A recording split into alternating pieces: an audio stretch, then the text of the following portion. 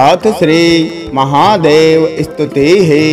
रुद्राय सितिकंठाय स्वरूपाय सुवर्चसे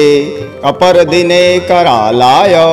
हर्यक्षणे वरदाय च कृष्णे पूषणे दशभिदे देवानामधिपाय च क्षेम्या हरिनेत्राय स्थाणवे पुरुषाय च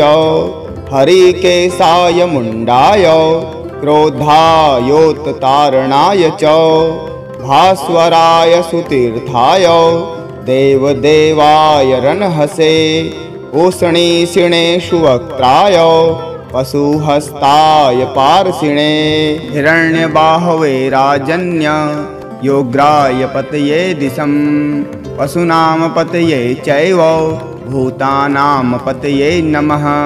विरसाय मातृभक्ताय सेनान्ये मध्यमाय च महात्मने चानंगाय सर्वांगाय प्रमाथिने तथा रुद्राणि पतये पृथवे कृतिवाससे कपालभूषिणे नित्यं सुवर्णमुकुटाय च महादेवाय कृष्णाय त्र्यंबकाय हराय च क्रोधनाय निरसंसाय मृत्यवे बाहुशालिने दंडिने दद्रप्ततपसे तथैवा क्रूरकर्मिणे सहस्रशिरसे चैव सहस्रचरणाय च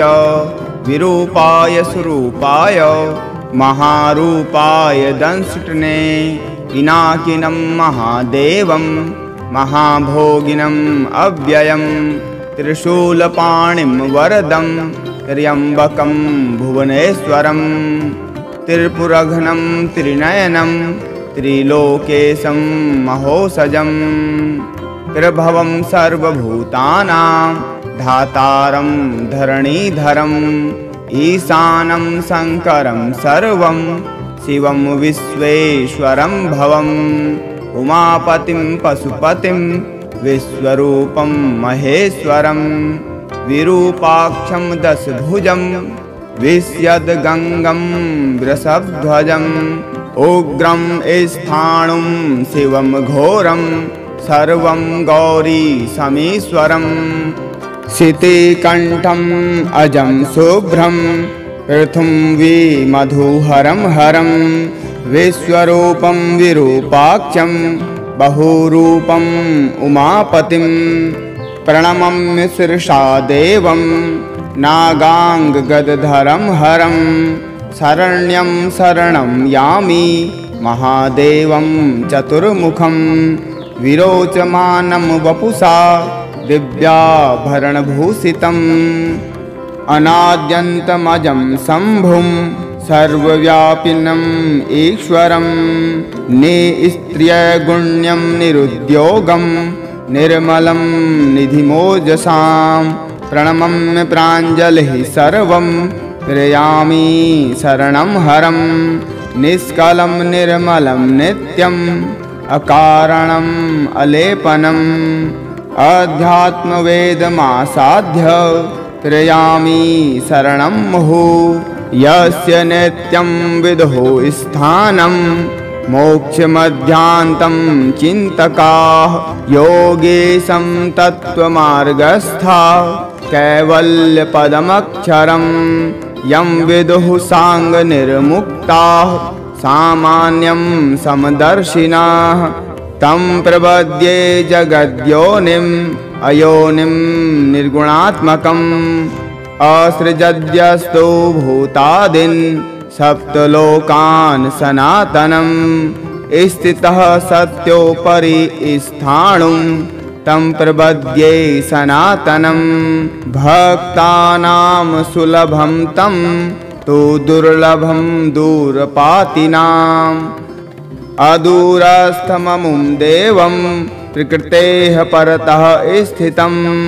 नमामि सर्वलोकस्थं व्रजामि शरणं शिवं रुद्राय सितिकंठाय स्वरूपाय सुवर्चसे कपर्दिने करालाय हर्यक्षणे वरदाय च कृष्णे पूषणे दशभिदे देवानामधिपाय च क्षेम्या हरिनेत्राय स्थाणवे पुरुषाय च हरिकेशाय मुण्डाय क्रोधायोत्तारणाय च भास्वराय सुतीर्थाय देवदेवाय रणहसे उष्णीषिणे सुवक्त्राय पशुहस्ताय पार्षिणे हिरण्यबाहवे राजन्य योग्राय पतये दिशं पशूनां पतये चैव भूतानां पतये नमः विरसाय मातृभक्ताय सेनान्ये मध्यमाय च महात्मने चानङ्गाय सर्वाङ्गाय प्रमाथिने तथा रुद्राणि पतये पृथवे कृत्तिवाससे कपालभूषिणे नित्यं सुवर्णमुकुटाय च महादेवाय कृष्णाय त्र्यम्बकाय हराय च क्रोधनाय निरसंसाय मृत्यवे बाहुशालिने दण्डिने दद्रप्ततपसे तथैवा क्रूरकर्मिणे सहस्रशिरसे चैव सहस्रचरणाय च विरूपाय स्वरूपाय महारूपाय दंष्टने पिनाकिनं महादेवं महाभोगिनम् अव्ययं त्रिशूलपाणिं वरदं त्र्यम्बकं भुवनेश्वरं त्रिपुरघ्नं त्रिनयनं त्रिलोकेशं महोसजं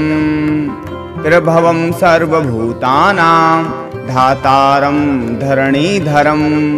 ईशानं शङ्करं सर्वं शिवं विश्वेश्वरं भवम् उमापतिं पशुपतिं विश्वरूपं महेश्वरं विरूपाक्षं दशभुजं विश्यद्गङ्गं वृषभध्वजम् उग्रं स्थाणुं शिवं घोरं सर्वं गौरी समीश्वरम् शितिकण्ठम् अजं शुभ्रं पृथुं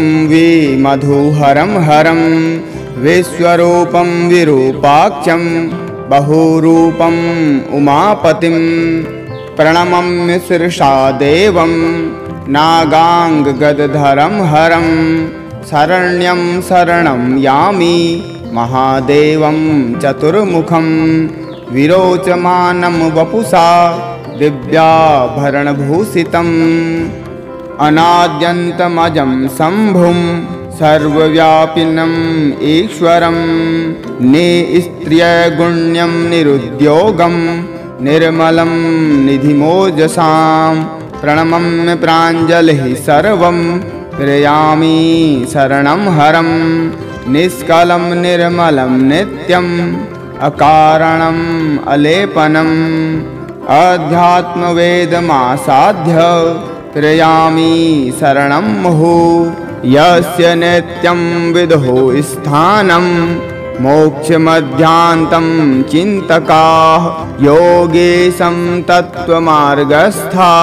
कैवल्यपदमक्षरं यं विदुः साङ्गनिर्मुक्ताः सामान्यं समदर्शिनाः तं प्रपद्ये जगद्योनिम् अयोनिं निर्गुणात्मकम् असृजद्यस्तु भूतादीन् सप्तलोकान् सनातनं स्थितः सत्योपरि स्थाणुं तं प्रपद्ये सनातनं भक्तानां सुलभं तं तु दुर्लभं दूरपातिनाम् अदूरस्थममुं देवं प्रकृतेः परतः स्थितं नमामि सर्वलोकस्थं व्रजामि शरणं शिवं रुद्राय शितिकण्ठाय स्वरूपाय सुवर्चसे कपर्दिने करालाय हर्यक्षणे वरदाय च कृष्णे पूषणे दशभिदे देवानामधिपाय च क्षेम्या हरिनेत्राय स्थाणवे पुरुषाय च हरिकेशाय मुण्डाय क्रोधायोत्तारणाय च भास्वराय सुतीर्थाय देवदेवाय रनहसे उष्णीषिणेषु वक्त्राय पशुहस्ताय पार्षिणे हिरण्यबाहवे राजन्य योग्राय पतये दिशं पशूनां पतये चैव भूतानां पतये नमः विरसाय मातृभक्ताय सेनान्ये मध्यमाय च महात्मने चानंगाय सर्वांगाय प्रमाथिने तथा रुद्राणि पतये पृथवे कृत्तिवाससे कपालभूषिणे नित्यं सुवर्णमुकुटाय च महादेवाय कृष्णाय त्र्यंबकाय हराय च क्रोधनाय निरसंसाय मृत्यवे बाहुशालिने दंडिने दद्रप्ततपसे तथैवा क्रूरकर्मिणे सहस्रशिरसे चैव सहस्रचरणाय च विरूपाय स्वरूपाय महारूपाय दंष्टने पिनाकिनं महादेवं महाभोगिनम् अव्ययं त्रिशूलपाणिं वरदं त्र्यंबकं भुवनेश्वरं त्रिपुरघ्नं त्रिनयनं त्रिलोकेशं महोसजं त्रिभवं सर्वभूतानां धातारं धरणीधरम् ईशानं शंकरं सर्वं शिवं विश्वेश्वरं भवम् उमापतिं पशुपतिं विश्वरूपं महेश्वरं विरूपाक्षं दशभुजं विश्यद्गङ्गं वृषभध्वजम् उग्रं स्थाणुं शिवं घोरं सर्वं गौरी समीश्वरम् शितिकण्ठम् अजं शुभ्रं पृथुं मधुहरं हरं विश्वरूपं विरूपाक्षं बहुरूपम् उमापतिं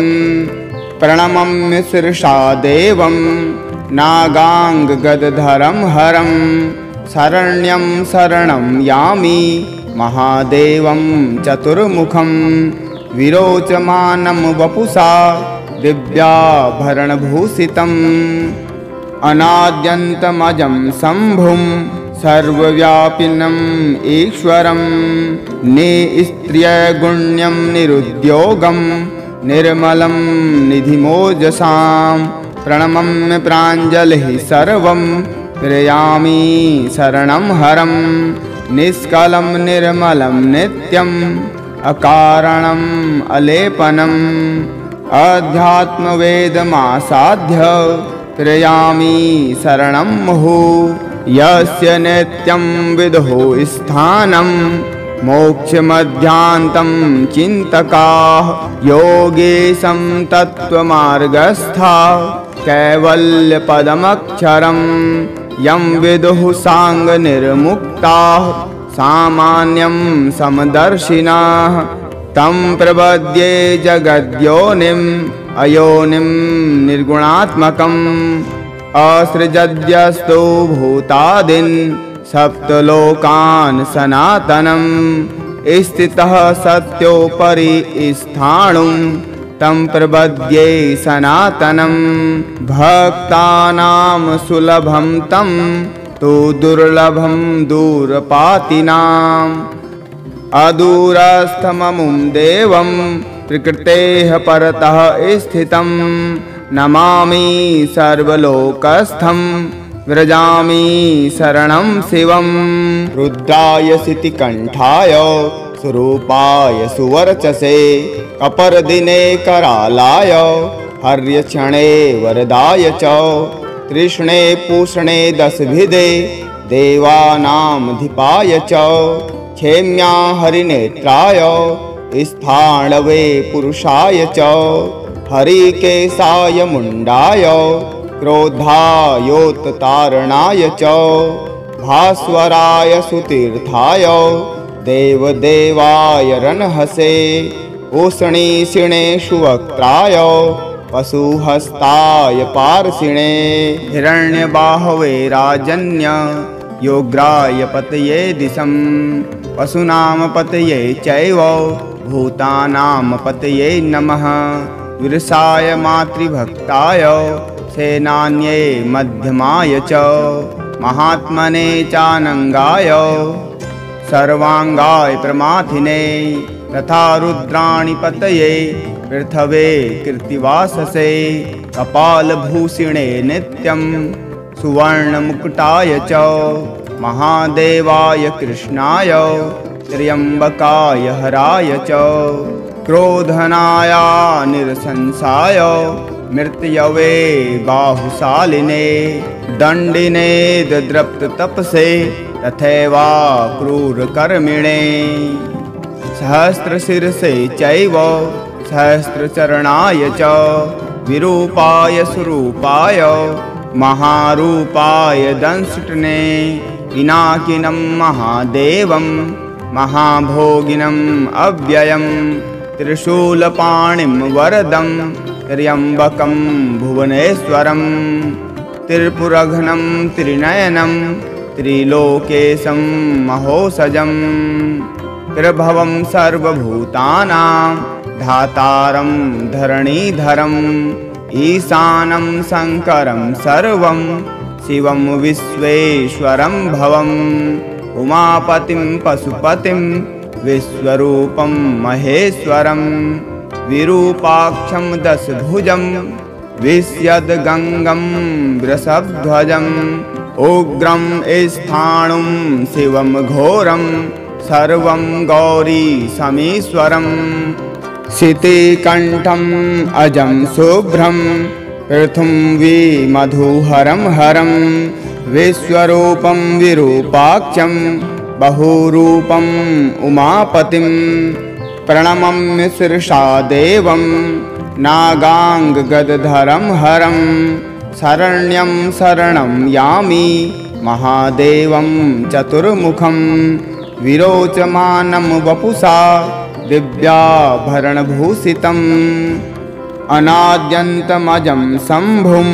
सर्वव्यापिनम् ईश्वरं निस्त्र्यगुण्यं निरुद्योगं निर्मलं निधिमोजसां प्रणमम्य प्राञ्जलिः सर्वं प्रयामि शरणं हरं निष्कलं निर्मलं नित्यम् अकारणम् अलेपनम् अध्यात्मवेदमासाध्य प्रयामि शरणं मुहुः यस्य नित्यं विदुः स्थानं मोक्षमध्यान्तं चिन्तकाः योगेशं तत्त्वमार्गस्था कैवल्यपदमक्षरं यं विदुः साङ्गनिर्मुक्ताः सामान्यं समदर्शिनाः तं प्रपद्ये जगद्योनिम् अयोनिं निर्गुणात्मकम् असृजद्यस्तु भूतादीन् सप्तलोकान् सनातनं स्थितः सत्योपरि स्थाणुं तं प्रपद्ये सनातनं भक्तानां सुलभं तं तु दुर्लभं दूरपातिनाम् अदूरस्थममुं देवं प्रकृतेः परतः स्थितं नमामि सर्वलोकस्थं व्रजामि शरणं शिवं रुद्राय शितिकण्ठाय स्वरूपाय सुवर्चसे कपर्दिने करालाय हर्यक्षणे वरदाय च कृष्णे पूषणे दशभिदे देवानामधिपाय च क्षेम्या हरिनेत्राय स्थाणवे पुरुषाय च हरिकेशाय मुण्डाय क्रोधायोत्तारणाय च भास्वराय सुतीर्थाय देवदेवाय रणहसे उष्णीषिणे सुवक्त्राय पशुहस्ताय पार्षिणे हिरण्यबाहवे राजन्य योग्राय पतये दिशं पशूनां पतये चैव भूतानां पतये नमः। विरसाय मातृभक्ताय सेनान्ये मध्यमाय च महात्मने चानंगाय सर्वांगाय प्रमाथिने तथा रुद्राणि पतये पृथवे कृत्तिवाससे कपालभूषिणे नित्यं सुवर्णमुकुटाय च महादेवाय कृष्णाय त्र्यम्बकाय हराय च क्रोधनाय निरसंसाय मृत्यवे बाहुशालिने दण्डिने दद्रप्ततपसे तथैवा क्रूरकर्मिणे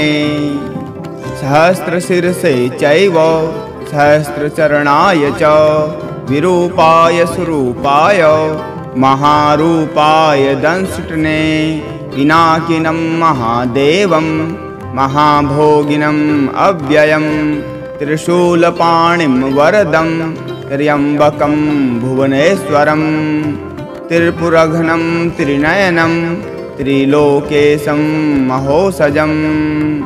त्रिभवं सर्वभूतानां धातारं धरणीधरम्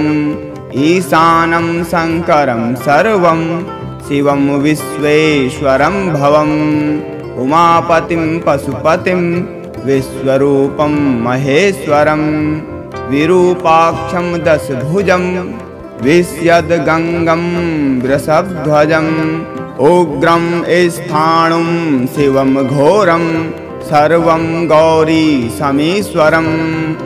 शितिकण्ठम् अजं शुभ्रं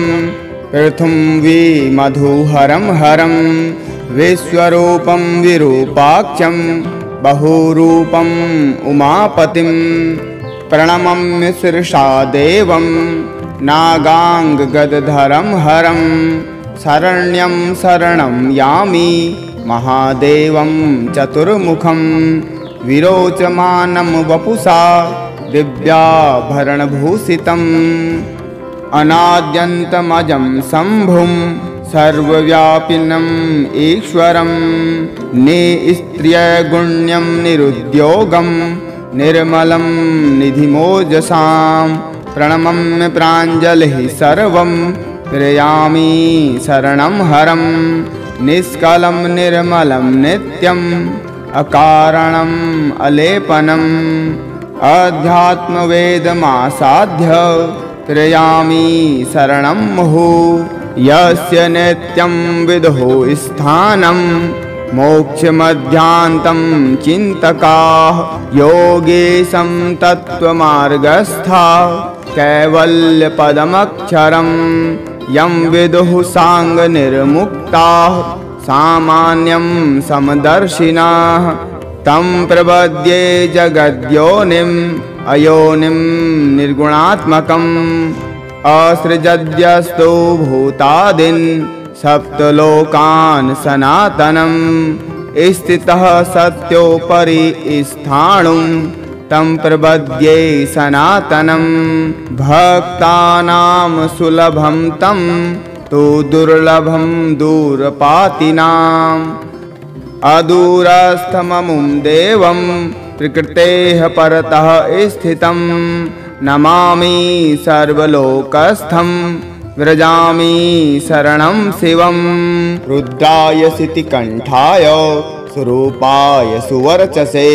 कपर्दिने करालाय हर्यक्षणे वरदाय च तृष्णे पूषणे दशभिदे देवानामधिपाय च क्षेम्या हरिनेत्राय स्थाणवे पुरुषाय च हरिकेशाय मुण्डाय क्रोधायोत्तारणाय च भास्वराय सुतीर्थाय देवदेवाय रणहसे उष्णीषिणे सुवक्त्राय पशुहस्ताय पार्षिणे हिरण्यबाहवे राजन्य योग्राय पतये दिशं पशूनां पतये चैव भूतानां पतये नमः विरसाय मातृभक्ताय सेनान्ये मध्यमाय च महात्मने चानङ्गाय सर्वाङ्गाय प्रमाथिने तथा रुद्राणि पतये पृथवे कृत्तिवाससे कपालभूषिणे नित्यं सुवर्णमुकुटाय च महादेवाय कृष्णाय त्र्यम्बकाय हराय च क्रोधनाय निरसंसाय मृत्यवे बाहुशालिने दण्डिने दद्रप्ततपसे तथैवा क्रूरकर्मिणे सहस्रशिरसे चैव सहस्रचरणाय च विरूपाय स्वरूपाय महारूपाय दंष्टने पिनाकिनं महादेवं महाभोगिनम् अव्ययं त्रिशूलपाणिं वरदं त्र्यम्बकं भुवनेश्वरं त्रिपुरघ्नं त्रिनयनं त्रिलोकेशं महोसजं त्रिभवं सर्वभूतानां धातारं धरणीधरम् ईशानं शङ्करं सर्वं शिवं विश्वेश्वरं भवम् उमापतिं पशुपतिं विश्वरूपं महेश्वरं विरूपाक्षं दशभुजं विश्यद्गङ्गं वृषभध्वजम् उग्रं स्थाणुं शिवं घोरं सर्वं गौरीशमीश्वरम् शितिकण्ठम् अजं शुभ्रं पृथुंवी मधुहरं हरं विश्वरूपं विरूपाक्षं बहुरूपम् उमापतिं प्रणमम्य शिरसा देवं नागाङ्गगदधरं हरं शरण्यं शरणं यामि महादेवं चतुर्मुखं विरोचमानं वपुषा दिव्याभरणभूषितम् अनाद्यन्तमजं शम्भुं सर्वव्यापिनम् ईश्वरं निस्त्र्यगुण्यं निरुद्योगं निर्मलं निधिमोजसां प्रणमम्य प्राञ्जलिः सर्वं प्रयामि शरणं हरं निष्कलं निर्मलं नित्यम् अकारणम् अलेपनम् अध्यात्मवेदमासाध्य त्रयामि शरणं मुहुः यस्य नित्यं विदुः स्थानं मोक्षमध्यान्तं चिन्तकाः योगेशं तत्त्वमार्गस्था कैवल्यपदमक्षरं यं विदुः साङ्गनिर्मुक्ताः सामान्यं समदर्शिनाः तं प्रपद्ये जगद्योनिम् अयोनिं निर्गुणात्मकम् असृजद्यस्तु भूतादीन् सप्तलोकान् सनातनं स्थितः सत्योपरि स्थाणुं तं प्रपद्ये सनातनं भक्तानां सुलभं तं तु दुर्लभं दूरपातिनाम् अदूरस्थममुं देवं प्रकृतेः परतः स्थितं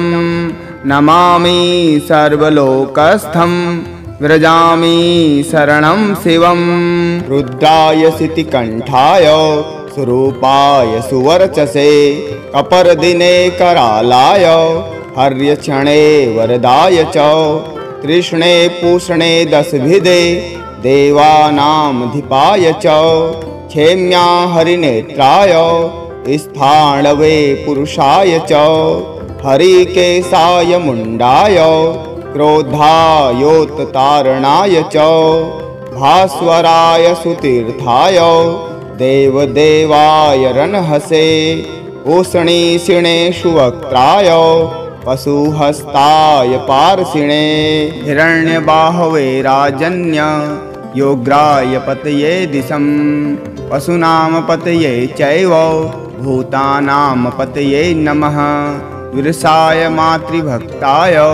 सेनान्ये मध्यमाय च महात्मने चानङ्गाय सर्वाङ्गाय प्रमाथिने तथा रुद्राणि पतये पृथवे कीर्तिवाससे कपालभूषिणे नित्यं सुवर्णमुकुटाय च महादेवाय कृष्णाय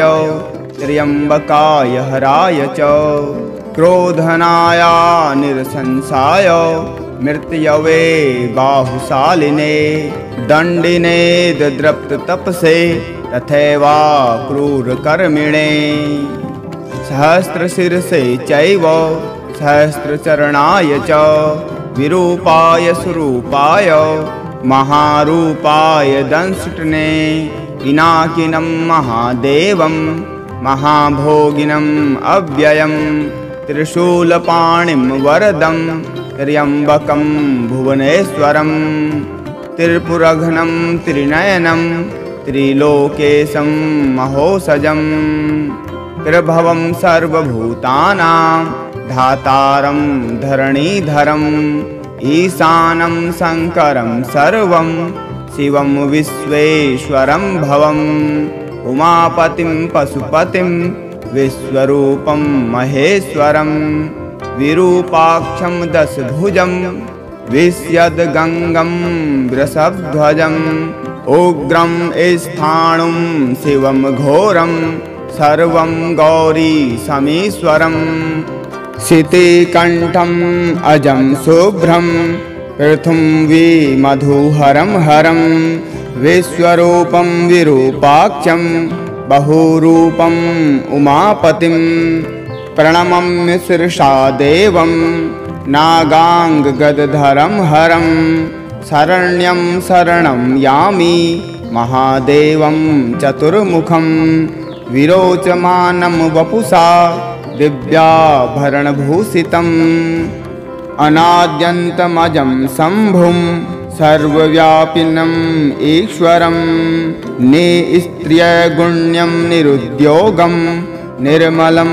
निधिमोजसां प्रणमम्य प्राञ्जलिः सर्वं प्रयामि शरणं हरं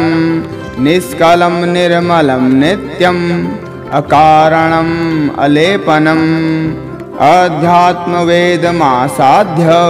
प्रयामि शरणं मुहुः यस्य नित्यं विदुः स्थानं मोक्षमध्यान्तं चिन्तकाः योगेशं तत्त्वमार्गस्था कैवल्यपदमक्षरं यं विदुः साङ्गनिर्मुक्ताः सामान्यं समदर्शिनाः तं प्रपद्ये जगद्योनिम् अयोनिं निर्गुणात्मकम् असृजद्यस्तु भूतादीन् सप्तलोकान् सनातनं स्थितः सत्योपरि स्थाणुं तं प्रपद्ये सनातनं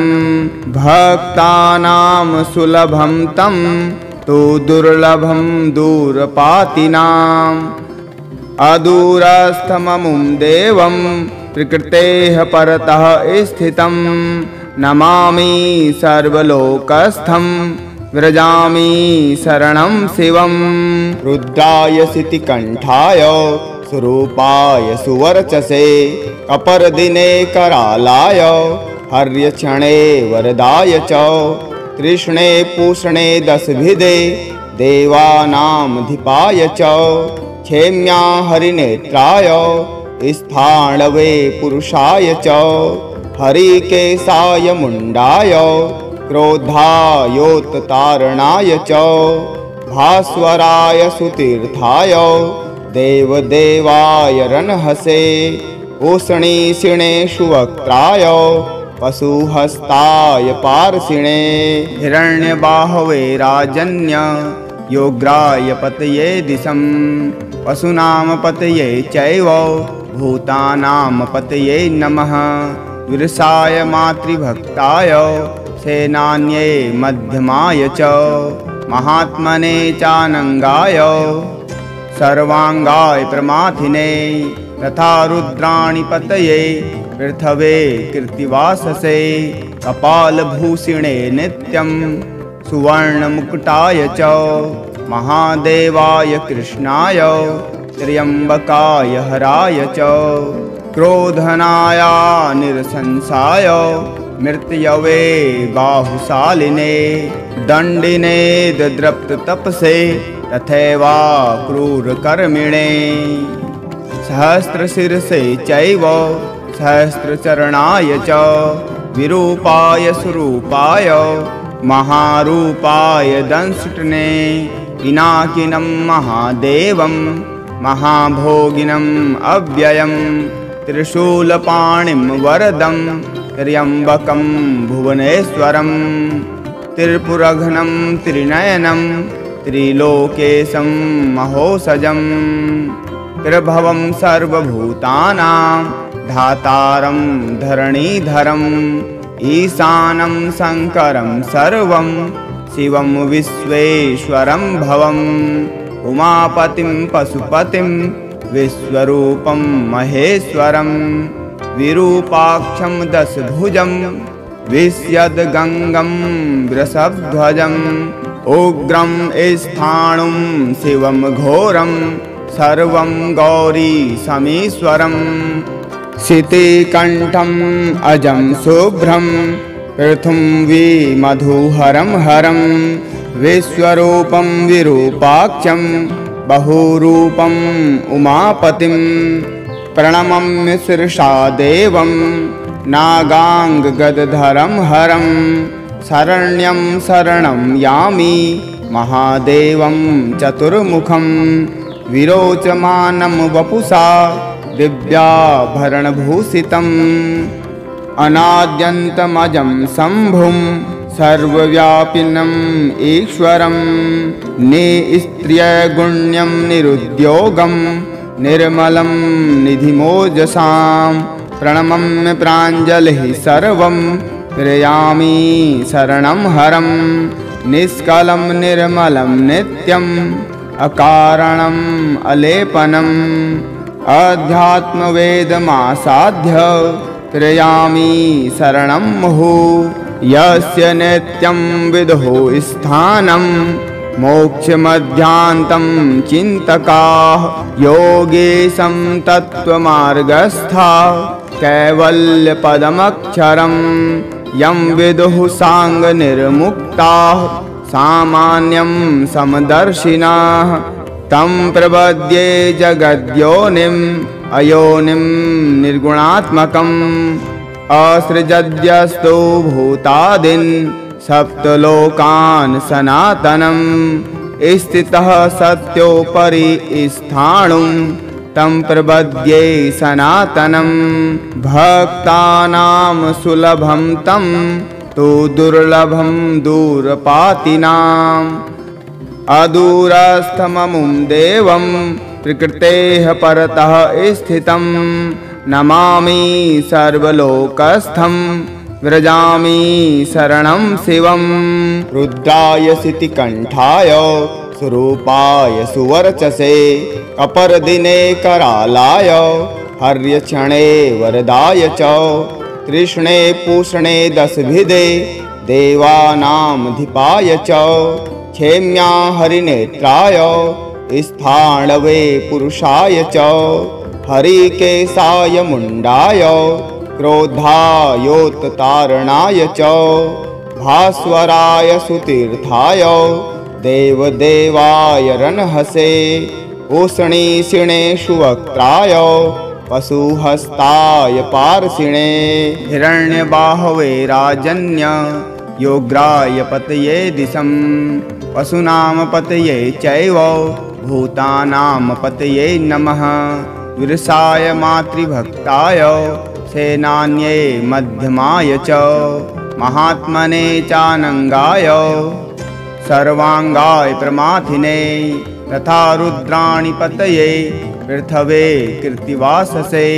कपालभूषिणे नित्यं सुवर्णमुकुटाय च महादेवाय कृष्णाय त्र्यम्बकाय हराय च क्रोधनाय निरसंसाय मृत्यवे बाहुशालिने दण्डिने दद्रप्ततपसे तथैवा क्रूरकर्मिणे सहस्रशिरसे चैव सहस्रचरणाय च विरूपाय स्वरूपाय महारूपाय दंष्टने पिनाकिनं महादेवं महाभोगिनम् अव्ययं त्रिशूलपाणिं वरदं त्र्यम्बकं भुवनेश्वरं त्रिपुरघ्नं त्रिनयनं त्रिलोकेशं महोसजं प्रभवं सर्वभूतानां धातारं धरणीधरम् ईशानं शङ्करं सर्वं शिवं विश्वेश्वरं भवम् उमापतिं पशुपतिं विश्वरूपं महेश्वरं विरूपाक्षं दशभुजं विश्यद्गङ्गं वृषभध्वजम् उग्रं स्थाणुं शिवं घोरं सर्वं गौरी समीश्वरम् शितिकण्ठम् अजं शुभ्रं पृथुं मधुहरं हरं विश्वरूपं विरूपाक्षं बहुरूपम् उमापतिं प्रणमम्य शिरसा देवं नागाङ्गगदधरं हरं शरण्यं शरणं यामि महादेवं चतुर्मुखं विरोचमानं वपुषा दिव्याभरणभूषितम् अनाद्यन्तमजं शम्भुं सर्वव्यापिनम् ईश्वरं निस्त्रियगुण्यं निरुद्योगं निर्मलं निधिमोजसां प्रणमम्य प्राञ्जलिः सर्वं प्रयामि शरणं हरं निष्कलं निर्मलं नित्यम् अकारणम् अलेपनम् अध्यात्मवेदमासाध्य प्रयामि शरणं मुहुः यस्य नित्यं विदुः स्थानं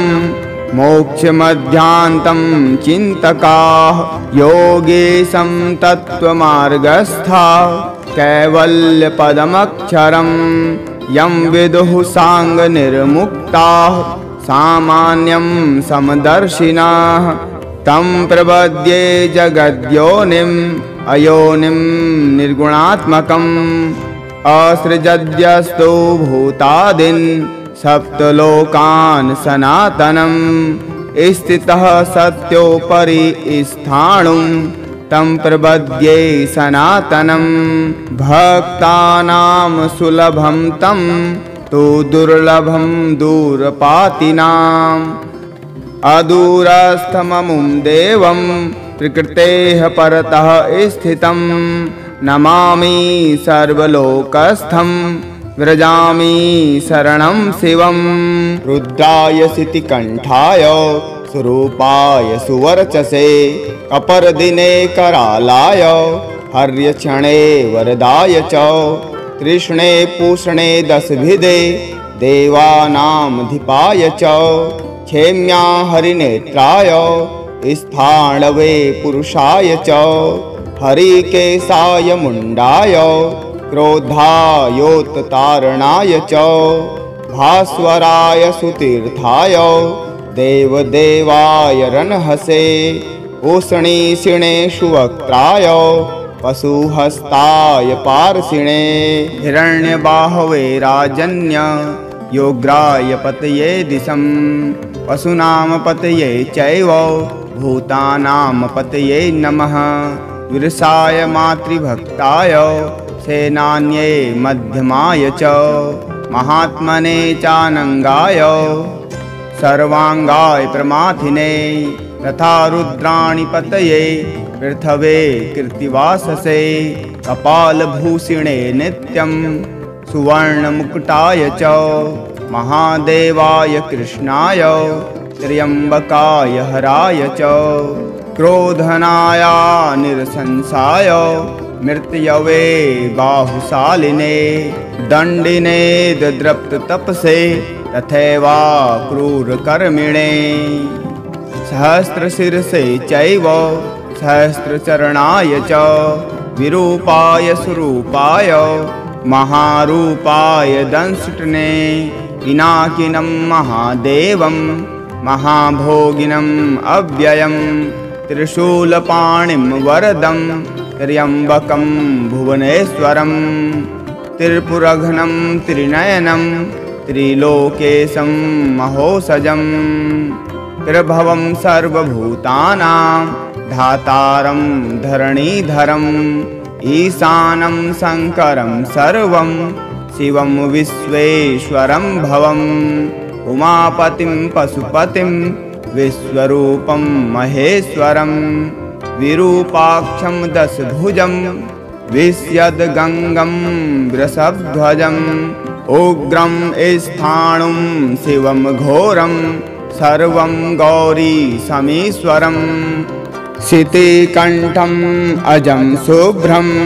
पृथुंवी मधुहरं हरं विश्वरूपं विरूपाक्षं बहुरूपम् उमापतिं प्रणमम्य शीर्षा देवं नागाङ्गगदधरं हरं शरण्यं शरणं यामि महादेवं चतुर्मुखं विरोचमानं वपुषा दिव्याभरणभूषितम् अनाद्यन्तमजं शम्भुं सर्वव्यापिनम् ईश्वरं निस्त्रियगुण्यं निरुद्योगं निर्मलं निधिमोजसां प्रणमम्य प्राञ्जलिः सर्वं प्रयामि शरणं हरं निष्कलं निर्मलं नित्यम् अकारणम् अलेपनम् अध्यात्मवेदमासाध्य त्रयामि शरणं मुहुः यस्य नित्यं विदुः स्थानं मोक्षमध्यान्तं चिन्तकाः योगेशं तत्त्वमार्गस्था कैवल्यपदमक्षरं यं विदुः साङ्गनिर्मुक्ताः सामान्यं समदर्शिनाः तं प्रपद्ये जगद्योनिम् अयोनिं निर्गुणात्मकम् असृजद्यस्तु भूतादीन् सप्तलोकान् सनातनं स्थितः सत्योपरि स्थाणुं तं प्रपद्ये सनातनं भक्तानां सुलभं तं तु दुर्लभं दूरपातिनाम् अदूरस्थममुं देवं प्रकृतेः परतः स्थितं नमामि सर्वलोकस्थं व्रजामि शरणं शिवं रुद्राय शितिकण्ठाय स्वरूपाय सुवर्चसे कपर्दिने करालाय हर्यक्षणे वरदाय च कृष्णे पूषणे दशभिदे देवानामधिपाय च क्षेम्या हरिनेत्राय स्थाणवे पुरुषाय च हरिकेशाय मुण्डाय क्रोधायोत्तारणाय च भास्वराय सुतीर्थाय देवदेवाय रनहसे उष्णीषिणे सुवक्त्राय पशुहस्ताय पार्षिणे हिरण्यबाहवे राजन्य योग्राय पतये दिशं पशूनां पतये चैव भूतानां पतये नमः विरसाय मातृभक्ताय सेनान्ये मध्यमाय च महात्मने चानङ्गाय सर्वाङ्गाय प्रमाथिने तथा रुद्राणि पतये पृथवे कृत्तिवाससे कपालभूषिणे नित्यं सुवर्णमुकुटाय च महादेवाय कृष्णाय त्र्यम्बकाय हराय च क्रोधनाय निरसंसाय मृत्यवे बाहुशालिने दण्डिने दद्रप्ततपसे तथैवा क्रूरकर्मिणे सहस्रशिरसे चैव सहस्रचरणाय च विरूपाय स्वरूपाय महारूपाय दंष्टने पिनाकिनं महादेवं महाभोगिनम् अव्ययं त्रिशूलपाणिं वरदं त्र्यम्बकं भुवनेश्वरं त्रिपुरघ्नं त्रिनयनं त्रिलोकेशं महोसजं त्रिभवं सर्वभूतानां धातारं धरणीधरम् ईशानं शङ्करं सर्वं शिवं विश्वेश्वरं भवम् उमापतिं पशुपतिं विश्वरूपं महेश्वरं विरूपाक्षं दशभुजं विश्यद्गङ्गं वृषभध्वजम् उग्रं स्थाणुं शिवं घोरं सर्वं गौरीशमीश्वरम् शितिकण्ठम् अजं शुभ्रं पृथुंवी मधुहरं हरं विश्वरूपं विरूपाक्षं बहुरूपम् उमापतिं प्रणमम्य शीर्षा देवं नागाङ्गगदधरं हरं शरण्यं शरणं यामि महादेवं चतुर्मुखं विरोचमानं वपुषा दिव्याभरणभूषितम् अनाद्यन्तमजं शम्भुं सर्वव्यापिनम् ईश्वरं निस्त्रियगुण्यं निरुद्योगं निर्मलं निधिमोजसां प्रणमम्य प्राञ्जलिः सर्वं प्रयामि शरणं हरं निष्कलं निर्मलं नित्यम् अकारणम् अलेपनम् अध्यात्मवेदमासाध्य त्रयामि शरणं मुहुः यस्य नित्यं विदुः स्थानं मोक्षमध्यान्तं चिन्तकाः योगेशं तत्त्वमार्गस्था कैवल्यपदमक्षरं यं विदुः साङ्गनिर्मुक्ताः सामान्यं समदर्शिनाः तं प्रपद्ये जगद्योनिम् अयोनिं निर्गुणात्मकम् असृजद्यस्तु भूतादीन् सप्तलोकान् सनातनं स्थितः सत्योपरि स्थाणुं तं प्रपद्ये सनातनं भक्तानां सुलभं तं तु दुर्लभं दूरपातिनाम् अदूरस्थममुं देवं प्रकृतेः परतः स्थितं नमामि सर्वलोकस्थं व्रजामि शरणं शिवं रुद्राय शितिकण्ठाय स्वरूपाय सुवर्चसे कपर्दिने करालाय हर्यक्षणे वरदाय च तृष्णे पूषणे दशभिदे देवानामधिपाय च क्षेम्या हरिनेत्राय स्थाणवे पुरुषाय च हरिकेशाय मुण्डाय क्रोधायोत्तारणाय च भास्वराय सुतीर्थाय देवदेवाय रणहसे उष्णीषिणे सुवक्त्राय पशुहस्ताय पार्षिणे हिरण्यबाहवे राजन्य योग्राय पतये दिशं पशूनां पतये चैव भूतानां पतये नमः विरसाय मातृभक्ताय सेनान्ये मध्यमाय च महात्मने चानङ्गाय सर्वाङ्गाय प्रमाथिने तथा रुद्राणि पतये पृथवे कृत्तिवाससे कपालभूषिणे नित्यं सुवर्णमुकुटाय च महादेवाय कृष्णाय त्र्यम्बकाय हराय च क्रोधनाय निरसंसाय मृत्यवे बाहुशालिने दण्डिने दद्रप्ततपसे तथैवा क्रूरकर्मिणे सहस्रशिरसे चैव सहस्रचरणाय च विरूपाय स्वरूपाय महारूपाय दंष्टने पिनाकिनं महादेवं महाभोगिनम् अव्ययं त्रिशूलपाणिं वरदं त्र्यम्बकं भुवनेश्वरं त्रिपुरघ्नं त्रिनयनं त्रिलोकेशं महोसजं त्रिभवं सर्वभूतानां धातारं धरणीधरम् ईशानं शङ्करं सर्वं शिवं विश्वेश्वरं भवम् उमापतिं पशुपतिं विश्वरूपं महेश्वरं विरूपाक्षं दशभुजं विश्यद्गङ्गं वृषभध्वजम् उग्रं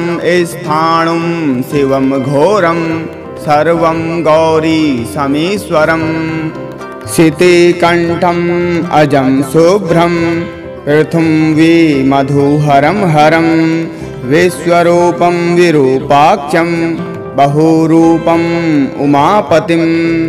प्रणमम्य शिरसा देवं नागाङ्गगदधरं हरं शरण्यं शरणं यामि महादेवं चतुर्मुखं विरोचमानं वपुषा दिव्याभरणभूषितम् अनाद्यन्तमजं शम्भुं सर्वव्यापिनम् ईश्वरं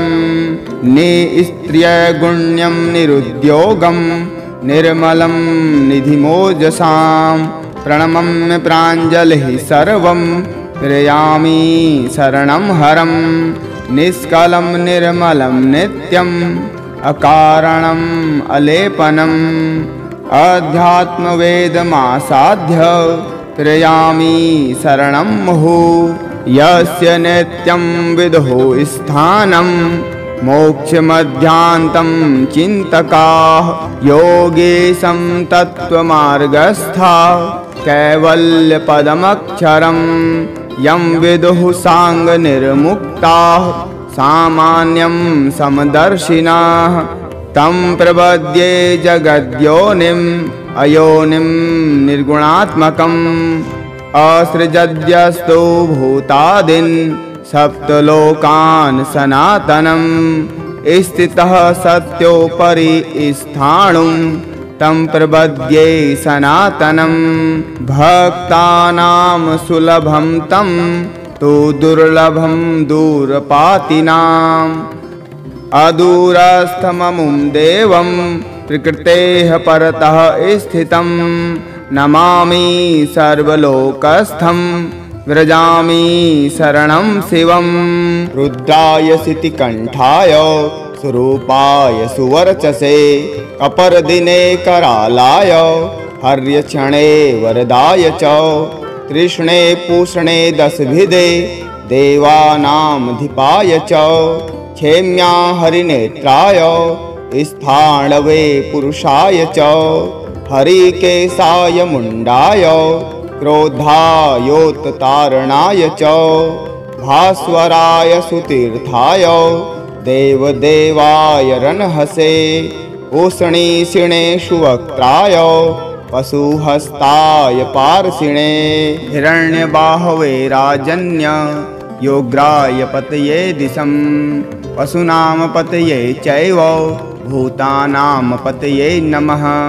विरसाय मातृभक्ताय सेनान्ये मध्यमाय च महात्मने चानङ्गाय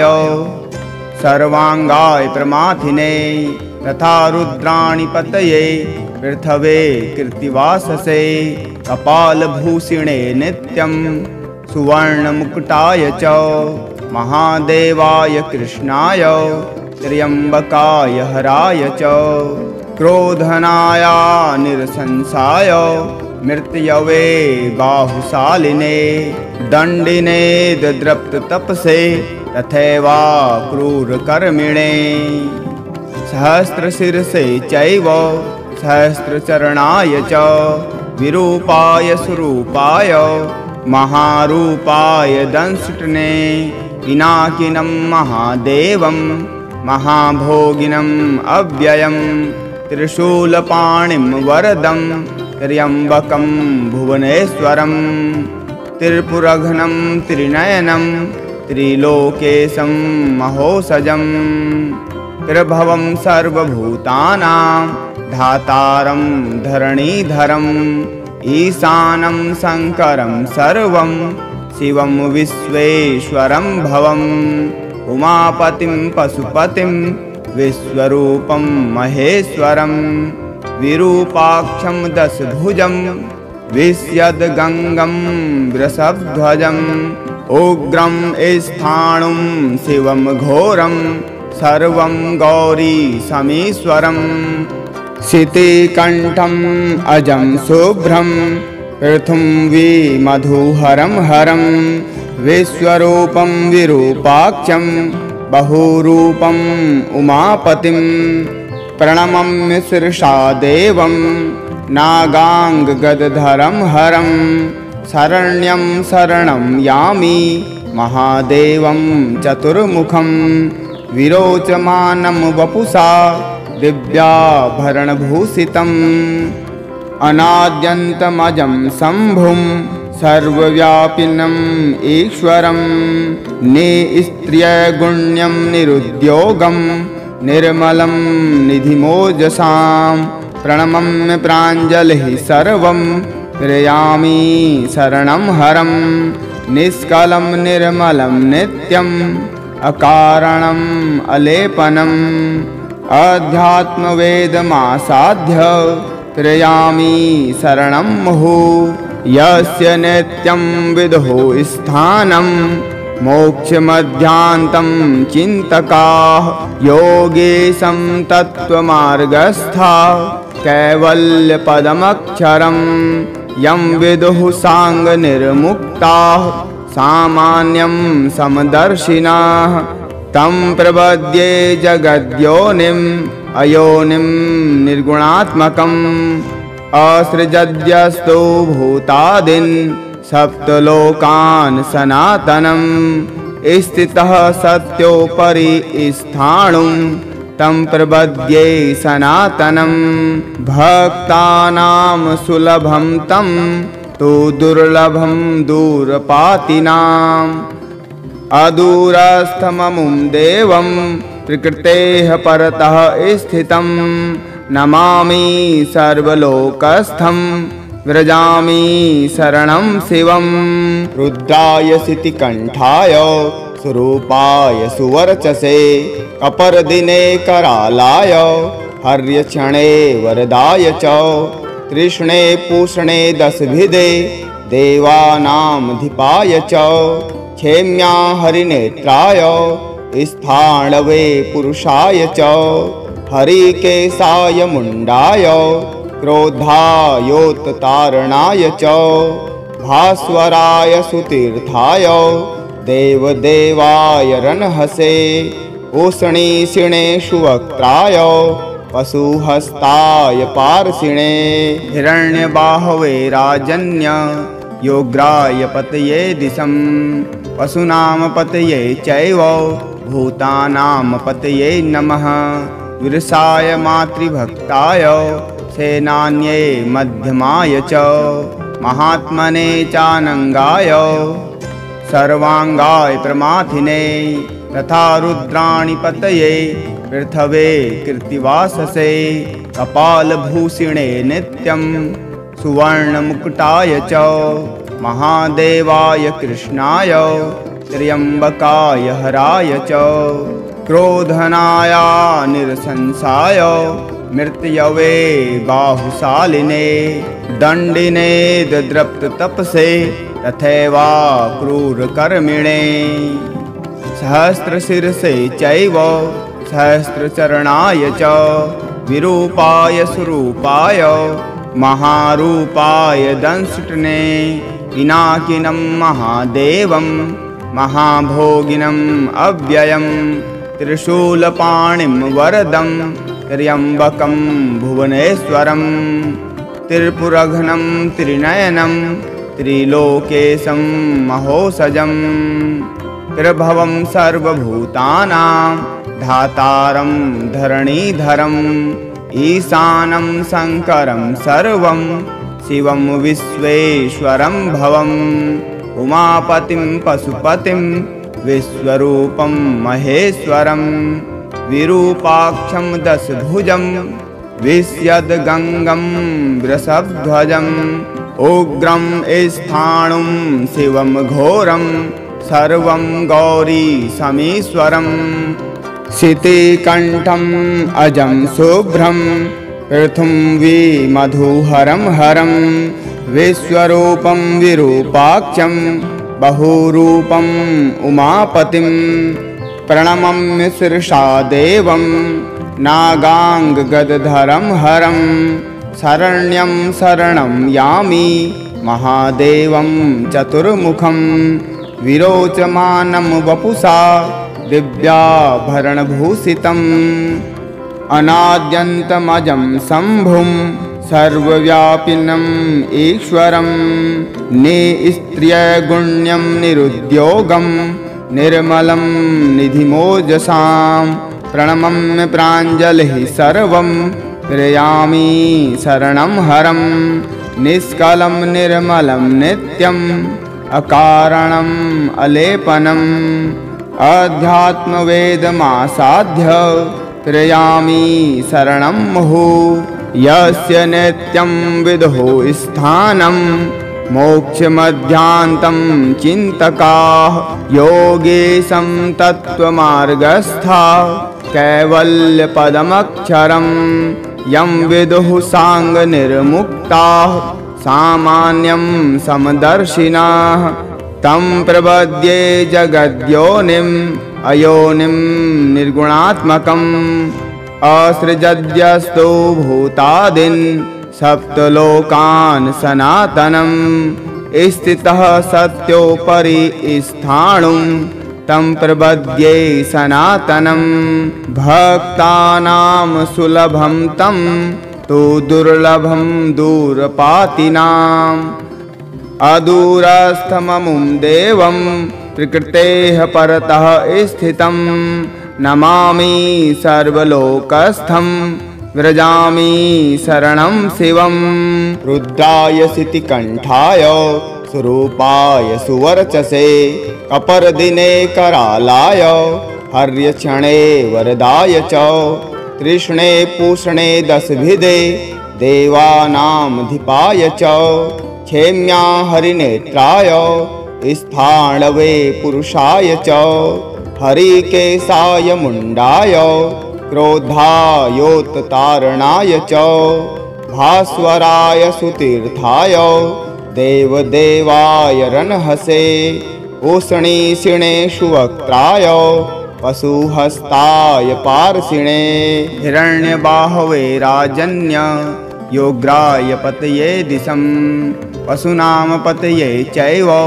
भूतानां पतये नमः विरसाय मातृभक्ताय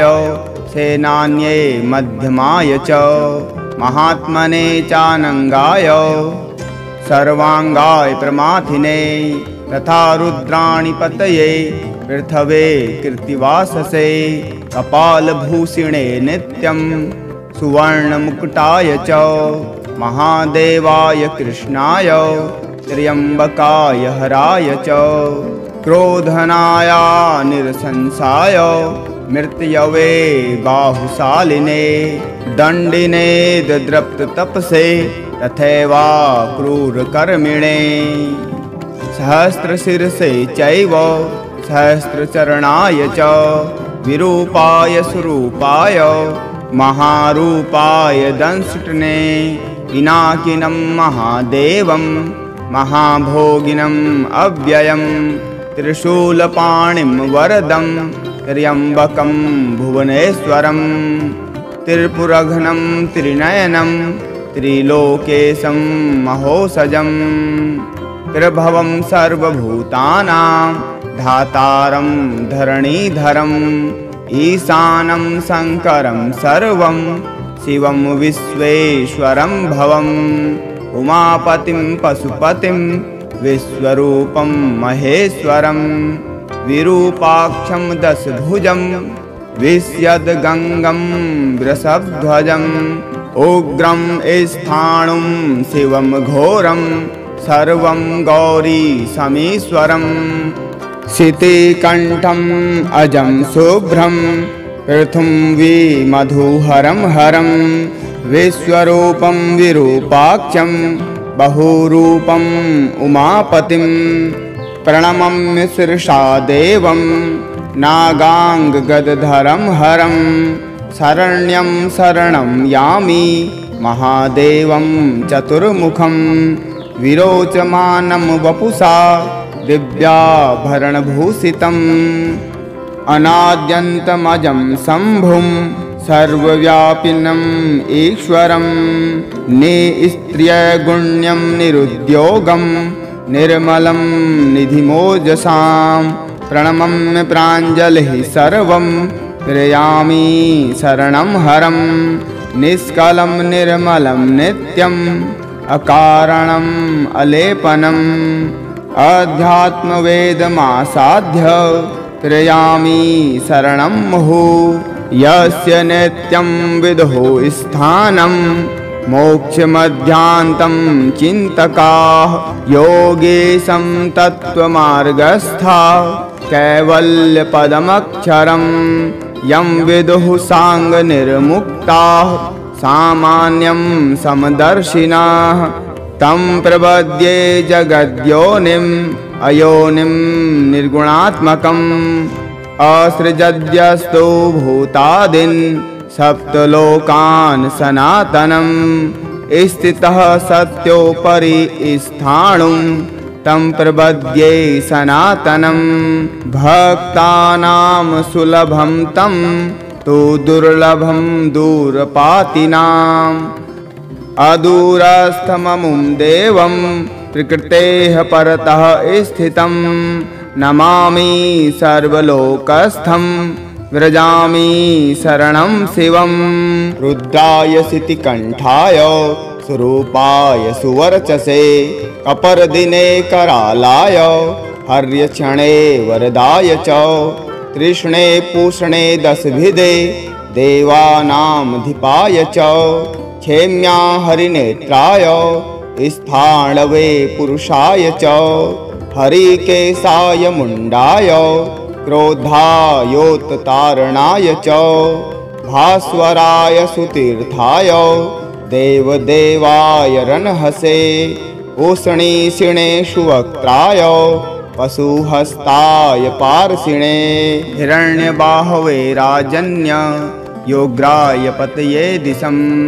पशूनां पतये चैव भूतानां पतये नमः विरसाय मातृभक्ताय सेनान्ये मध्यमाय च महात्मने चानङ्गाय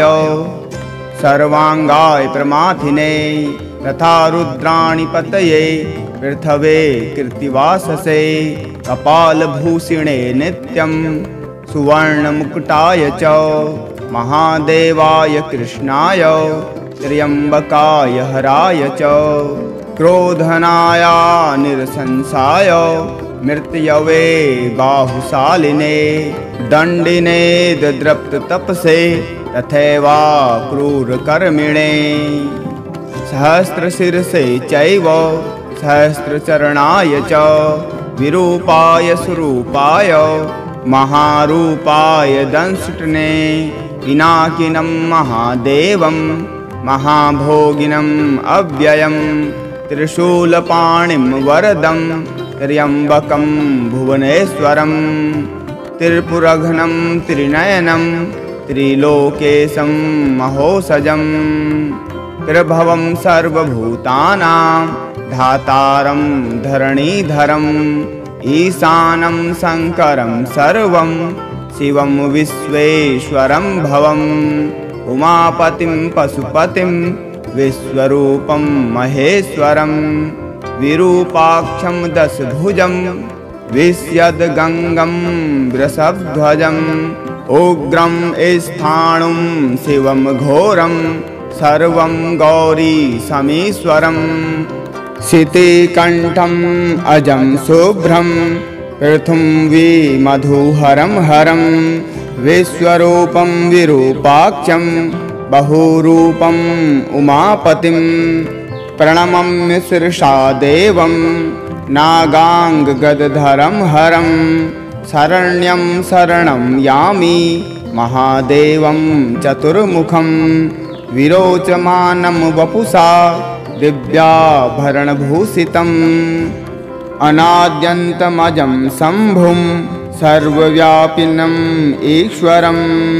निस्त्र्यगुण्यं निरुद्योगं निर्मलं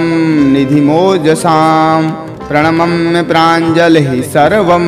प्रयामि शरणं हरं निष्कलं निर्मलं नित्यम् अकारणम् अलेपनम् अध्यात्मवेदमासाध्य त्रयामि शरणं मुहुः यस्य नित्यं विदुः स्थानं मोक्षमध्यान्तं चिन्तकाः योगेशं तत्त्वमार्गस्था कैवल्यपदमक्षरं यं विदुः साङ्गनिर्मुक्ताः सामान्यं समदर्शिनाः तं प्रपद्ये जगद्योनिम् अयोनिं निर्गुणात्मकम् असृजद्यस्तु भूतादीन् सप्तलोकान् सनातनम् स्थितः सत्योपरि स्थाणुं तं प्रपद्ये सनातनं। भक्तानां सुलभं तं तु दुर्लभं दूरपातिनाम्। अदूरस्थममुं देवं प्रकृतेः परतः स्थितं। नमामि सर्वलोकस्थं व्रजामि शरणं शिवम्।